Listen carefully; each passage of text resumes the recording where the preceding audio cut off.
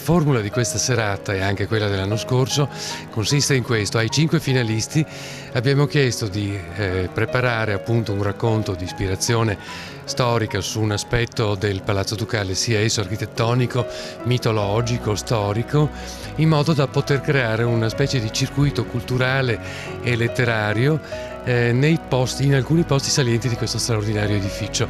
Ed è quello che è successo l'anno scorso e che ripetiamo quest'anno con un itinerario leggermente diverso, perché qui naturalmente i posti storici si sprecano, quindi non ci mancano sicuramente le fonti di ispirazione.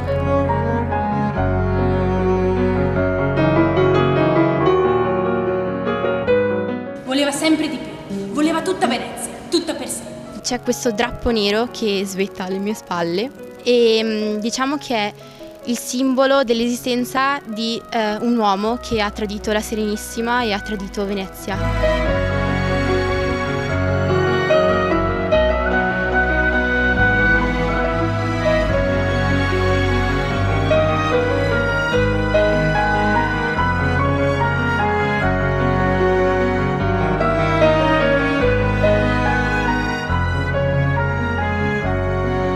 Poco più in là, un ricco banchetto di nozze.